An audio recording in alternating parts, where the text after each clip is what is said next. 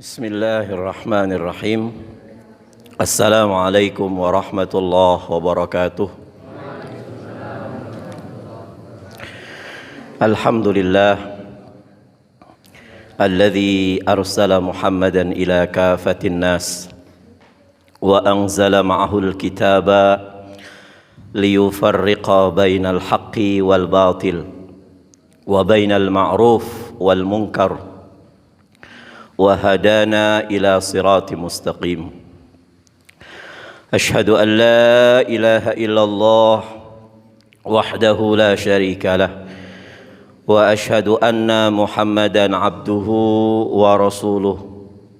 Allahumma salli wa sallim ala rasulillahi sallallahu alaihi wasallam wa ala alihi wa ashabihi wa man sara ala nahji wa tamassaka bi sunnati rasulih wa sallama tasliman katsira, amma ba'du. Ittaqullaha haqqa tuqatih wa la tamutunna illa wa antum muslimun. Jamaah Maghrib dan jamaah Isya Majlis Masjid Fatimah Az-Zahra di lingkungan SD Islam Al-Azkiyah rahimani wa rahimakumullah. Alhamdulillah, Allah kembali mempertemukan kita dalam nuansa iman, nuansa mempergunakan sisa usia kita untuk selalu taat di jalan Allah Subhanahu wa ta'ala. Segala sesuatunya namanya kehidupan, ada kemudahan, ada kesulitan. Tapi buat orang-orang beriman, kenikmatan adalah anugerah dari Allah Subhanahu wa ta'ala. Kesulitan adalah cara Allah sayang agar kita balik kepada Allah Subhanahu wa ta'ala. Dan bagi orang-orang yang beriman, mudah untuk menyelesaikan semua permasalahan karena kita punya pedoman petunjuk yang namanya Al-Quran. Di Jepang ada perusahaan mobil namanya Toyota. Bersamaan dengan diproduksinya mobil Toyota, maka perusahaan Toyota itu pun mengeluarkan satu buku petunjuk panduan. Di dalamnya tercatat mobil ini namanya Toyota, tipenya sekian, bahan bakarnya seperti ini, spare partnya seperti ini, kalau rusak cara memperbaikinya seperti ini. Rusak Toyota kita bawa ke servis yang memang panduannya Toyota. Di Korea ada handphone namanya Samsung. Ketika kita beli handphone Samsung, di dalam dusnya ada buku panduan untuk mempermudah para pengguna Samsung ketika terjadi apa-apa kesulitan dalam mempergunakan, mengaplikasikan, mempraktekannya, menggunakannya, ada buku petunjuknya. Allah yang menciptakan manusia dan Allah tahu betul batas kemampuan kita sebagai manusia. Allah kasih kita buku petunjuk supaya kita enggak stres menghadapi kehidupan ini, namanya Al-Quran. Ketika orang nanya kepada kita atau ketika seorang jamaah nanya kepada kami, Ustadz, kapan idealnya kami membaca Al-Quran? Maka para ulama salafus soleh mengatakan, sebanyak kamu mengharapkan kebahagiaan di dunia ini, sedikit kamu ingin bahagia, monggo sedikit baca Quran. Kepengen kamu banyak bahagia, monggo banyak-banyak baca Quran. Kapan kita terakhir membaca Al-Quranul Karim? Kapan kita terakhir membaca kitabullah, kita memahami maknanya, kemudian kita mengamalkannya? Karena apa? Satu-satunya mukjizat yang hingga saat ini masih terasa di benak umat manusia adalah Al-Quranul Karim. Mana tongkat Nabi Musa alaihissalam? Mana kehebatan-kehebatan mukjizat yang pernah Allah turunkan, yang pernah Allah berikan kepada Nabi Isa alaihissalam? kepada Nabi Daud alaihissalam, kepada Nabi Ibrahim alaihissalam, kepada Nabi Sulaiman alaihissalam. Kehebatan mukjizat itu hingga saat ini telah pergi bersama dengan perginya nabi-nabi tadi. Tetapi kalau kita lihat Al-Quranul Karim, lau anzalna hadzal Qur'an ala jabal, kata Allah, lau anzalna hadzal Qur'an ala jabalin, kalau seandainya kami turunkan Al-Quran di atas gunung, la ra'aitahu khasyi'an mutasyaddi'an min khasyatillah, maka kalian akan melihat bagaimana gunung itu tunduk, mutasaddi'an, terpecah belah, min khasyatillah, karena takut kepada Allah Subhanahu wa taala. Gunung, jamaah. Allah turunkan Quran di Gunung Sumbik, Allah turunkan Al-Quran di Sindoro, Allah turunkan Al-Quran di Gunung Kelut. Pecah gunung itu. Khasyi'an mutasaddi'an min khasyatillah. Hari ini umat Islam itu butuh arahan. Benar-benar kita semuanya memerlukan petunjuk untuk menunjukkan kita kemana sebetulnya arah untuk berjalan. Apa yang harus kita lakukan agar kita bahagia dunia dan akhirat kita. Dan sangat menyedihkan kalau ada seseorang yang tersesat, di depannya ada arahan, di depannya ada petunjuk, tetapi dia nggak bisa bagaimana untuk menggunakan petunjuk tersebut. Ini umat Islam. Kita lemah, kita pusing, kita ruwet dengan kehidupan ini. Acak-acakan dagangan kita, acak-acakan jabatan di kantor kita. Kita bingung bagaimana problem solvernya, bagaimana cara menyelesaikannya. Di depan ada Al-Quran, tapi kenapa nggak bisa menggunakannya? Satu jawabannya, karena kita sudah lama meninggalkan Al-Quranul Karim. Repot buka Mbah Google, repot nanya ini semuanya. Padahal Allah Subhanahu wa taala katakan, inna hadzal Qur'an yahdi lillati hi aqwam.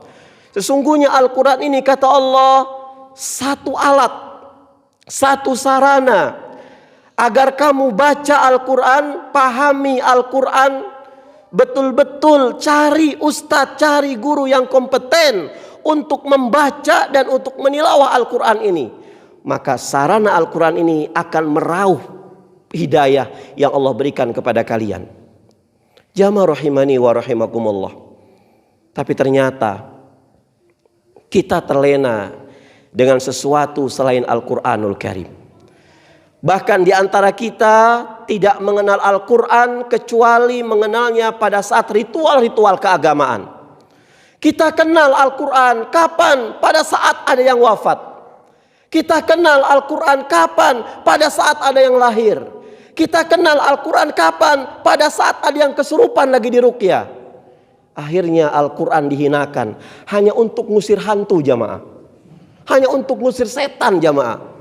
Kenapa kamu di rumah kamu ada ayat kursi, spanduk besar sekali agar kuntilanak gak masuk di rumah kita? Hina kita di hadapan Allah Subhanahu wa taala.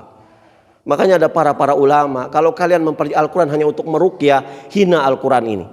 Padahal kalian baca Al-Quran, kemudian kalian pahami Al-Quran, sebangsa iblis pun gak akan mendekati dengan kita. Kita kenal Al-Quran kapan?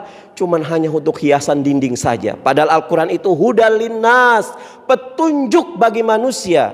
Sebentar lagi kita datang Ramadan. Syahrul Ramadan alladzi unzila fihil Quran. Allah turunkan Al-Quran. Kenapa Allah turunkan Al-Quran? Allah tahu kamu tuh lagi tersesat. Allah tahu kamu tuh lagi pusing. Allah tahu kamu tuh lagi banyak hutang. Allah tahu kamu tuh lagi sumpek. Allah tahu kamu tuh lagi sakit jasmani, rohani. Ini Al-Quran buat kamu. Gak bisa cara mempergunakannya. Ngaji. Tinggalkan Google. Tinggalkan browser internet. Ngaji itu seperti ini, jamaah. Ada gurunya, ada muridnya, keberkahan turun. Nazalat alaihimus sakinah, turun. Jangan sampai kita dengar ceramah di dalam kamar sambil rokok, sambil terbuka aurat, buka YouTube. Malu kita. Sama siapa? Sama Allah Subhanahu wa ta'ala. Allah turunkan Al-Quran ini kepada kita supaya kita baca. Yang lagi belajar dagang, baca Al-Quran. Yang lagi berpolitik, baca Al-Quran. Yang lagi mau tahu sejarah dunia dan sejarah agama, baca Al-Quran.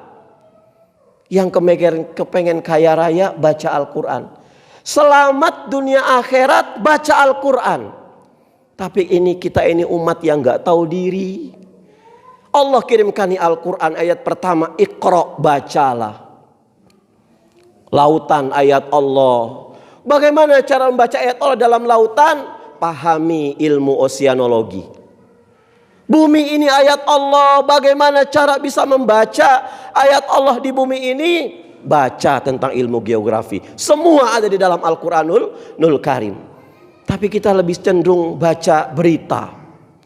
Kita lebih asik main YouTube kita. Kita lebih asik main segala sesuatu yang gak mengarahkan kita kepada jalan yang benar. Padahal kita lagi tersesat. Apa kata Allah? Kullukum dhalun. Ini hadits qudsi. Kullukum dhalun. Semua kalian ini dalam keadaan tersesat, kata Allah Subhanahu wa taala. Illa man hadaituhu, kecuali mereka yang telah aku berikan petunjuk. Fastahduhni ahdikum. Maka minta petunjuk kepadaku, kata Allah Subhanahu wa taala. Aku akan berikan kepada kalian petunjuk. Jamaah rahimani wa rahimakumullah, setiap hari kita meminta di dalam salat kita minimal 17 rakaat, ihdinas siratal mustaqim. Allah turunkan Al-Quran, kitabullah. Untuk apa? Hidayah buat kita semuanya, jamaah. Indonesia ini umat Islamnya kalau dikumpulkan, kalau mengacu kepada lagunya Oma Irama, 185 juta penduduk Indonesia. Ya, mayoritasnya umat Islam. Kalau sekarang mungkin lebih kurang 200 juta umat Islam. Lebih banyak dari orang-orang kafir. Lebih banyak dari orang-orang yang gak beriman. Pemerintahnya kebanyakan muslim. Tentara-tentara Indonesia kebanyakan muslim. Polisinya kebanyakan muslim. Ustadz-ustadznya kebanyakan muslim. Namanya juga ustadz, jamaah. Guru-gurunya muslim. Tapi kalau muslim yang banyak ini ninggalin Al-Quran, maka wallahi keberadaan mereka di bumi Indonesia ini sama seperti tidak adanya mereka. Rasulullah SAW pernah mengadukan permasalahan umatnya yang lari daripada Al-Quran. Kata Rasulullah dalam Al-Quran, Ya Rabbi, inna qaumi ittakhadhu hadal Quran mahjura. Ya Rabb, wahai Tuhan, wahai Rabb, sesungguhnya umatku ini menjadikan Al-Quran sesuatu yang ditinggalkan. Akhirnya Allah ajab. Allah turunkan musibah. Allah turunkan bala kepada kita, buat negor kita. Kita menginginkan kejayaan, yang menginginkan kemenangan, baca Al-Quran, malah ninggalin Al-Quran. Kita ingin agar umat Islam di Indonesia khususnya ini tidak diremehkan oleh mereka yang gak senang dengan Islam. Tapi kenapa kita diremehkan? Kan kita sudah bilang tadi, pemerintah kita kebanyakan Islam. Tentaranya Islam banyak, polisinya Islam banyak, pejabatnya Islam banyak. Tapi kenapa umat Islam diremehkan? Karena satu, kita lari daripada Al-Quranul Karim. Maka jamaah rahimani wa rahimakumullah subhanahu wa ta'ala, innallaha yarfa'u bihadal kitab aqwaman. Sesungguhnya Allah Subhanahu wa taala mengangkat satu kaum itu menjadi menang karena Al-Quran. Dan Allah Subhanahu wa taala merendahkan satu kaum karena Al-Quranul Karim. Ya, Al-Quranul Karim. Mana Al-Quran kita? 24 jam kita diberikan oleh Allah Subhanahu wa taala waktu. Pernahkah saya terdetik dalam hati saya, Allah, kenapa sih Allah kepengen saya baca Al-Quran? Apa yang Allah mau dari saya untuk baca Al-Quran? Kita coba baca surat Al-Baqarah, oh ternyata ini. Kita coba surat Al-Imran, oh ternyata ini. Kita coba surat ini, oh ternyata ini. Allah kita kepengen jaya dengan Al-Quranul Karim. Tapi kita nggak mengamalkan Al-Quran. Tapi ketika dulu itu heboh, bagaimana Al-Maidah ayat berapa itu? Ayat 51 diacak-acak. Yang ngacak-ngacaknya bukan orang muslim. Kok berani? Lemah kita di hadapan mereka. Ya, kenapa bisa diremehkan? Kenapa kita bisa dihinakan? Karena kita meninggalkan Al-Quran secara keseluruhan. Bukan hanya tidak mengamalkan Al-Ma'idah 51, tapi karena kita meninggalkan Al-Quran secara totalitas. Al-Quran itu bukan hanya surat Al-Ma'idah ayat 51, tapi Al-Quran itu 6.666 ayat, 30 juz, 114 surah. Kalau kita nggak make, Allah akan hinakan kita. Kunci agar umat Islam itu nggak hina itu apa? Rasulullah SAW mengatakan, "Idza tabaya'tum bil'ina wa akhadtum adnabal baqar wa raditum bizzar'i wa taraktumul jihad, sallatallahu alaikum dhullan la yanzi'u hatta tarji'u ila dinikum." Rasulullah sallallahu alaihi wasallam bersabda, jamaah, "Idza tabaya'tum bil'ina." Kalau transaksi perdagangan kalian, transaksi muamalah kalian sistemnya riba. Ya, hari ini umat Islam tenggelam dalam lautan beraneka macam riba. Rumahnya riba, mobilnya riba, motornya riba, ranjang dia buat tidur sama istrinya riba. Kok bisa, Pak? Kredit sama Olimpik. Ya. Panci di rumahnya riba, jamaah. Semuanya dengan riba. Setiap kita bangun tidur mau sholat malam, belum sholat malam sudah dosa riba. Kenapa? Karena kita merasa nggak tahu itu riba. Semuanya riba, sampai centong nasi riba, jamaah. Peralatan furnitur semua di rumah kita bunyinya riba. Mobil dipanasin bunyinya, motor dipanasin bunyinya. Masya Allah. Kita menganggap ini semua biasa-biasa saja. Loh enggak Ustadz, ini riba. Sedikit sih Ustadz. Allahu Akbar. Kalau transaksi kalian katanya ribaina, apa ribaina itu? Kamuflase riba. Zaman sekarang orang kalau minjemin uang itu nggak bisa narik bunga. Caranya gimana? Datang dia ke si A, saya minjem uang berapa? 1,5 juta. Si A di otak-atik, waduh 1,5 juta kalau nggak ada bunganya rugi ini. Diputer menjadi ribaina. Gimana ribaina? Saya nggak punya uang cash, tapi saya ada ini handphone. Ini handphone saya jual ke jenengan harganya 2 juta. Besok jam 9 ketemu saya akan beli handphone ini 1,5 juta. Berarti dia punya utang berapa lagi? 500.000. Itu tambahannya. Padahal itu kamuflase daripada riba.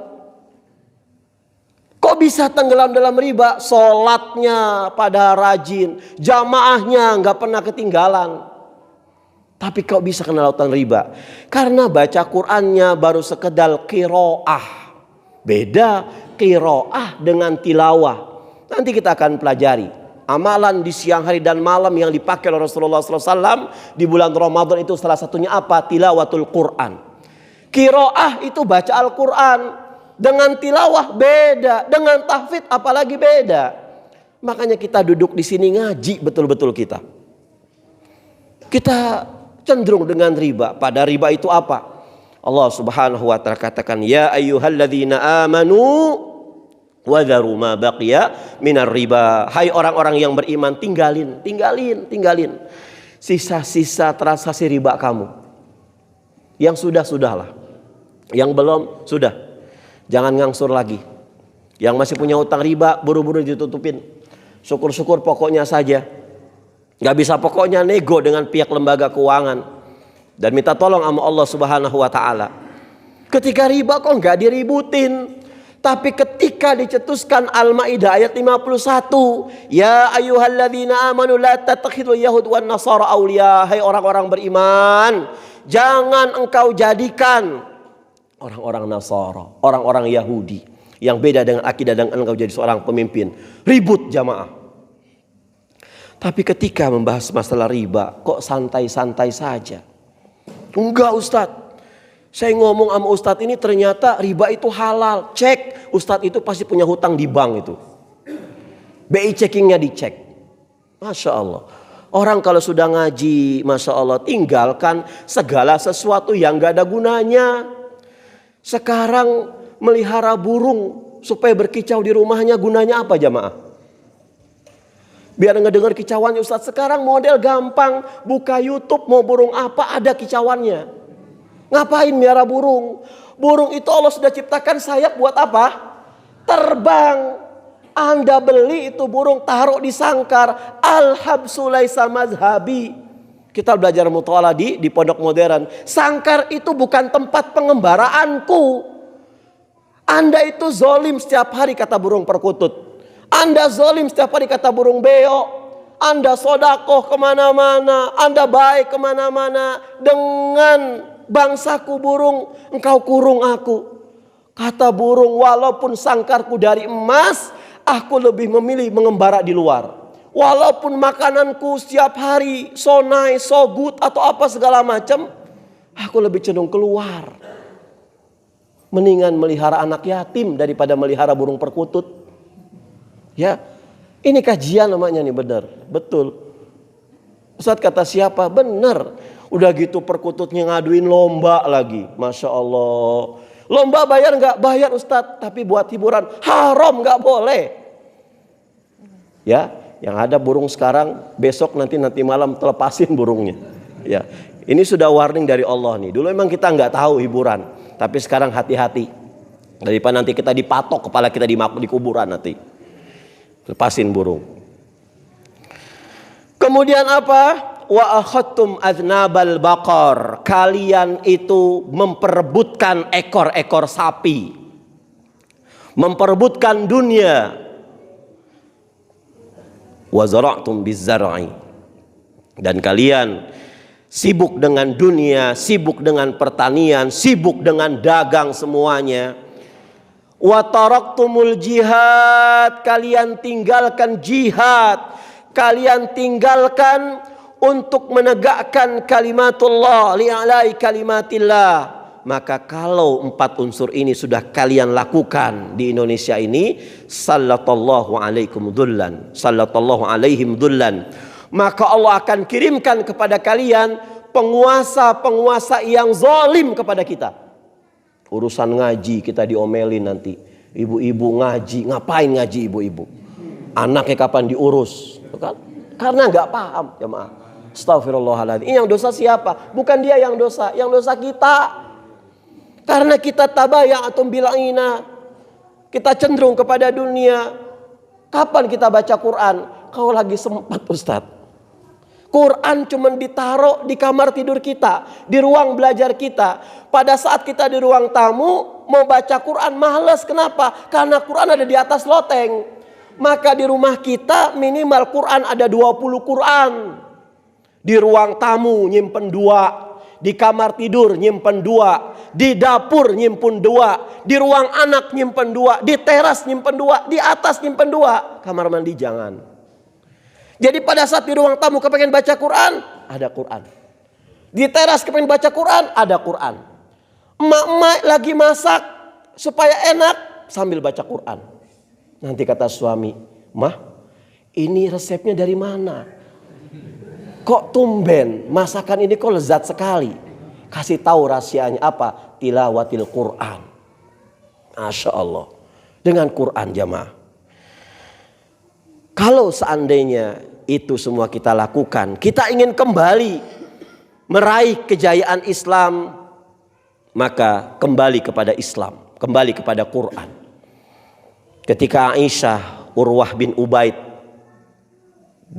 bertanya kepada Aisyah radhiyallahu an, "Wahai Aisyah, bagaimana sih akhlak Rasulullah SAW?"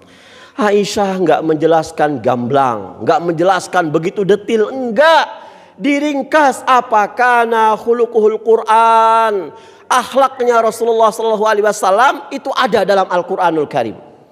Anda baca Al-Quranul Karim, pahami maknanya. Habis baca surah Amma Yatasa'alun 140 ayat, kita buka terjemahannya. Jangan pindah dulu ke An-Nazi'at sebelum kita paham. Sahabat itu alif lam mim, dzalikal kitabu la raiba fihi hudalil muttaqin. Dia nggak pindah ke ayat berikutnya sebelum dia pahami ada apa di alif lam mim ini. Ada apa seperti ini? Baru kita pindah. Selama ini kita banyak orang yang hafal Al-Quran, 30 juz hafal Quran, 114 surah, 6.666 ayat. Tapi sholat berjamaah males jamaah. Ke masjid males. Jadi imam gak mau. Kenapa? Karena Al-Quran hanya sebatas di lisan. Belum masuk ke dalam nuansa kebesaran Allah dalam hati kita ini. Maka kalau seandainya kita kepengen kita bisa mengalahkan orang-orang musuh-musuh kita, kita ingin dibantu oleh Allah Subhanahu wa taala, maka pelajari Al-Qur'an. Allah akan bantu kita. Musuh kita ini bisa mengalahkan kita bukan karena strategi perang mereka, bukan karena manajemen perang mereka, bukan karena peralatan mereka lebih canggih daripada kita, bukan. Tapi karena kita umat Islam nggak dibantu sama Allah Subhanahu wa taala.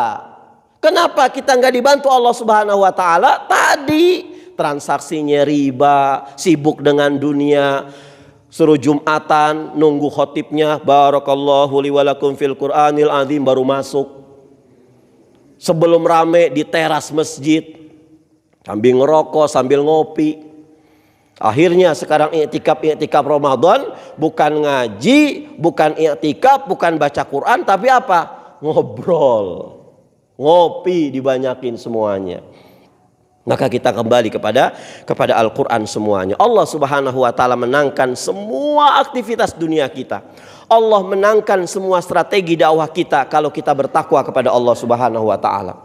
Kan pernah kemarin saya bilang ketika kajian di Seribit itu. Ketika Bara bin Azim ditanya, kok bisa umat muslim itu mengalahkan musuh-musuhnya? Kan Bara bin Azim itu mengatakan, nahnu nuqatil a'da'ana la biquwatina walakin bi'amalina. Kami itu bisa mengalahkan musuh-musuh kami bukan karena kekuatan kami, bukan karena persenjataan kami, tapi karena apa? Ketakwaan kami kepada Allah Subhanahu wa taala. Jamaah, suatu hari dilepas ribuan pasukan oleh Umar bin Khattab. Untuk apa? Untuk menyerang Romawi. Di bawah kepemimpinan Amr bin As, Tariq bin Ziyad. Wahai Amr bin As, kamu pergi ke Mesir. Mesir saat ini sedang digenggam oleh orang-orang Romawi. Kamu pergi ke sana, bawa ribuan pasukan. 10.000 pasukan diberangkatkan. Umar bin Khattab mendengar ada satu jamaah, ada satu pasukan, satu personal, dia membawa durhaka kepada kedua orang tuanya. Ditarik kembali oleh Umar bin Khattab.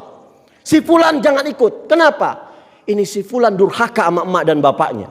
Ini si fulan menjadi kecewa emak dan bapaknya. Tarik. Wahai Umar, kenapa? Aku nggak mau gara-gara ada durhaka, ada kemaksiatan, tentara kita kalah. Umar bin Khattab mengatakan, karena ketakwaan kita kepada Allah Subhanahu wa taala, jamaah. Kita sebagai anak tidak ada potensi untuk menghukum kedua orang tua kita. Makanya kita baca di televisi ada anak yang memenjarakan orang tuanya. Ada anak yang sidang dengan orang tuanya karena orang tuanya mengambil tanahnya. Ketika satu jamaah nanya ke saya, Ustadz, itu masuk akal Ustadz. Kenapa anaknya itu memenjarakan orang tuanya? Kenapa? Anaknya Ustadz melihat ibunya selingkuh 7 kali di depan ayahnya, Ustadz. Kata saya, betul. Ranahnya kita sebagai anak itu nggak menghukum orang tua kita.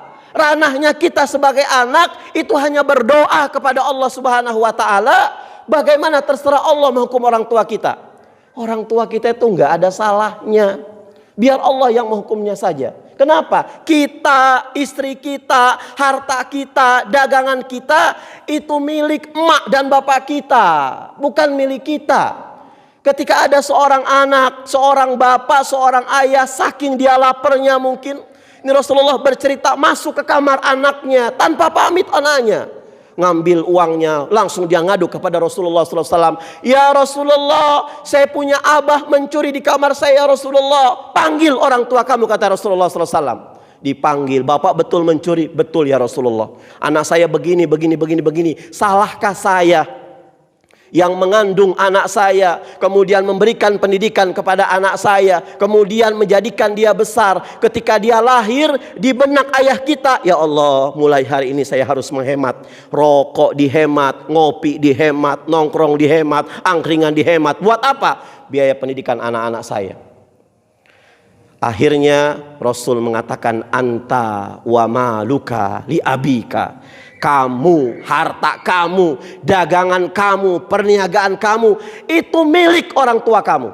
Kalau hari ini kita berseteru dengan orang tua kita, bertahun-tahun kita nggak nanya orang tua kita, bertahun-tahun kita ngeblokir nomor orang tua kita, maka jangan sampai pada saat orang tua kayak kita di dalam kubur, ya orang tua kita di mata kita punya salah. Jangan sampai ketika orang tua kita masuk ke dalam kubur, Allah porak-porandakan kita punya usaha, Allah porak-porandakan kita punya hasil kerja, Allah porak-porandakan kita semua punya nafkah. Karena apa? Orang tua kita tidak ada lagi. Tidak ada pintu tobat buat kita jamaah. Meraung-raung kita di alam kubur mak kita, meraung-raung kita di atas kuburnya, minta maaf, minta maaf. Sudah tidak lagi batasan jamaah. Ngeri, Masya Allah. Banyak kok cerita-cerita teman-teman. Ya Allahu Akbar. Ustadz, saya berasa Ustadz, dulu ketika masih ada orang tua saya Ustadz, saya dagang tuh Masya Allah, punya cabang di mana-mana Ustadz, punya ini segala macam. Saya ngurus orang tua saya, ya Allah. Saya nggak mau beritakan kebangkrutan toko saya tutup dengan orang tua saya. Saya jaga Ustadz, supaya apa? Orang tua saya nggak pikir macam-macam. Pada saat toko saya masih tutup, satu orang tua saya masih ada, saya masih aman Ustadz. Tapi saat ini pandemi ngantem saya, qadarullah orang tua saya sudah tidak ada. Di mana tempat saya minta doa ya Ustadz? Pada saktinya doa orang tua itu Masya Allah, masalah buat orang tuanya. Kapan itu terjadi? Nanti pada saat kita sudah tahu orang tua kita meninggal dunia. Jamaah rahimani wa rahimakumullah. Ketika Ramadan, kita langsung saja. Ini masuk ke intinya, tadi mukadimah jamaah. Masuk ke intinya. Nanti kita Ramadan, kita semua sudah belajar Quran, baca Quran. Ada thariqah yang diajarkan oleh Rasulullah SAW di dalam Ramadan. Yang pertama apa? Rasulullah mengatakan qiraah. Apa itu qiraah? Dari kata qara'a yaqra'u qira'atan, masdarnya artinya membaca. Cuma sekedar baca ibu. Tidak menuntut kita untuk paham. Ini qiraah. Amma yatasaalun. Tahu artinya? Mau nggak tahu. Ini qiraah namanya. Nggak pakai terjemah, nggak pakai arti. Tapi yang dimaksudkan baca yang benar, bukan baca menghatamkan. Rasulullah itu kalau mengejar hatam, Masya Allah, mungkin satu hari bisa puluhan kali hatam. Rasulullah seumur hidupnya dia hanya menghatamkan 2 kali jamaah. Ini ngajarin kita, nanti kita Ramadan jangan ngudak hatam supaya bikin ingkung Ustadz, jangan. Maaf, 30 juz hatam tapi bacanya nggak bener, itu nggak lebih baik dari orang yang baca 1 juz tapi bener. 3 juz bacanya bener, itu lebih baik daripada 1 bulan 3 kali hatam. Ini namanya qiraah. Jadi Nabi turunkan wahyu kepada beliau. Nabi diturunkan wahyu kepada beliau untuk apa? Dijamin masuk surga beliau Rasulullah SAW. Rasulullah dijamin masuk surga, bebas dari kesalahan, semua amalannya bagus, tapi masih baca Al-Quran. Dan saat beliau baca Al-Quran, beliau tajadudkan, beliau talaki Quran dengan malaikat Jibril. Ya, sampai di akhir hayatnya malaikat Jibril itu bilang kepada Rasulullah SAW, ya Muhammad, sepertinya untuk Ramadan tahun ini tingkatkan hataman kamu. Kalau bisa 2 kali hatam. Kalau bisa i'tikaf kamu ditambah. Rasul bilang, ya Allah, mungkin ini saatnya aku meninggalkan dunia ini. Maka Rasulullah SAW ketika mengatakan ini akhir hayat saya, maka Rasul melipat gandakan hafalannya, melipat gandakan hatamannya 2 kali, talaki dengan malaikat Jibril. Kemudian i'tikafnya di akhir hayatnya, yang biasanya setiap tahun 10 terakhir itu beliau i'tikaf 10 hari. Ketika mau detik-detik kematiannya, Rasulullah i'tikaf sampai 20 hari. Ini jamaah qiraah, ya. Rasul kok seperti ini gak menghatamkan. Rasul hanya membaca qiraah, ingin mengajarkan kepada kita warattilil qur'ana tartila, baca Quran secara tartil, ya, dengan metode ritme yang baik, makharijul huruf yang baik. Jangan ngudak hafalan, gak ada ruh kita baca Al-Quran kalau dengan udak-udakan. Kemudian yang kedua, namanya tilawah. Apa itu tilawah? Tilawah itu baca Quran dengan makna. Sahabat yang tadi saya bilang, ketika beliau baca Quran 3 ayat minimal, nggak pindah dulu sebelum dikaji. Ya, kita lagi belajar. Biasanya kita hatam Quran. Siapa yang bisa, yang hari ini, yang seumur hidupnya pernah baca Al-Quran sampai hatam? Pasti semua pada ngunjuk, saya. Ketika dilontarkan pertanyaan, siapa di antara kalian yang seumur hidupnya sudah hatam baca arti terjemahan? Wah, pada ngumpet semuanya. Kita nggak pernah. Kita pahami. Tilawah, apa itu tilawah? Dari kata-kata tala yatlu. Baca Al-Quran, pelajari maknanya, pahami maknanya. Ini tilawah. Makanya surga mengatakan, ya, hadis Rasulullah SAW mengatakan, al-jannatu mustaqatun ila arba'ati ashas. Surga itu kangen, surga itu rindu, surga itu kepengen dimasuki, Bapak Ibu. Biasanya kita yang rindu masuk surga, biasanya kita yang kangen masuk surga. Ini surga kangen dimasuki kita. Siapa mereka? Yang pertama, tahlil Quran, orang yang membaca Al-Quranul Karim. Tilawah, Pak Rih, maknanya. Ini maksudnya ayatnya apa? Supaya kita paham kapan kita harus teriak Allah, kapan gak usah teriak Allah. Supaya kita tahu, jangan sampai ada orang kita baca di Mekah, orang Indonesia baca Quran di Mekah, baca cengengesan, di belakangnya orang Arab nangis, jamaah. Ini orang Indonesia bingung, saya kenapa? Ayat yang sampean baca itu ayat tentang neraka. Kok bisa-bisanya sampean cengengesan? Karena gak ngerti, saya maklumin saja. Tilawah. Tilawah. Orang yang membaca Al-Quran dengan tilawah, itu Rasulullah SAW memberikan beberapa jaminan.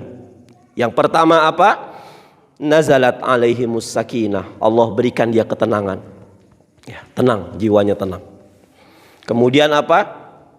Wa ghasyiyatuhumur rahmah. Diliputi di rahmat Allah Subhanahu wa taala. Kalau orang baca Al-Quran, kalau sudah dirapati dengan rahmat, diampuni dosa. Kalau rahmat itu menyertai kita, diberikan solusi dari segala permasalahan. Kalau rahmat sudah turunkan daripada kita, diberikan kecukupan dunia dan akhirat. Kita bisa ngukur diri kita. Ya Allah Ustadz, kenapa kok saya baca Quran kok nggak tenang-tenang juga? Kenapa kok saya baca Quran kok masih gelisah? Pelajari lagi maknanya. Yang tahu cuman jenengan, yang tahu cuman kita dengan Allah Subhanahu wa taala. Kemudian yang terakhir, yang ketiga, tahfidz, hifdzun. Ya, Rasulullah di dalam kisah Rasulullah SAW, orang yang hafidz itu bukan al-hafidz tapi hammalatul Quran, orang yang membawa Al-Quranul Karim. Kalau orang qiraah, dia cuman baca, nggak perlu dituntut maknanya. Kemudian kalau tilawah, dia baca, dituntut maknanya, bisa dipahami. Kalau orang hafidhul Quran, hammalatul Quran, ini qiraah dia lakukan, tilawah dia lakukan, kemudian pun menghafal Al-Quran. Makanya orang-orang penghafal Al-Quran disebut apa? Hammalatul Quran. Jamaah rahimani wa rahimakumullah. Mungkin ini yang bisa saya sampaikan. Ada waktu sekitar 6 menit. Untuk apa Ustadz? Yang mau pipis silakan pipis. Yang mau ke WC silakan ke WC. Supaya kita apa? Nanti Isya itu masa menghadap Allah begini-gini karena kebelet. Nggak pantas kita. menghadap Pak Presiden kita mesti dalam keadaan sempurna, ya. Ada waktu 5 menit, silakan merapi-rapi untuk menunaikan sholat isya berjamaah. Astaghfikum, mungkin ini yang bisa saya sampaikan. Mohon maaf lahir batin kalau ada kata-kata yang kurang berkenan. Nasrullah fatun qarib wa basyiril mu'minin. Kita tutup dengan doa kafaratul majlis. Subhanallah bihamdi, subhanakallah bihamdika, asyhadu an la ilaha illa anta astaghfiruka wa atubu ilaik. Assalamualaikum warahmatullahi wabarakatuh.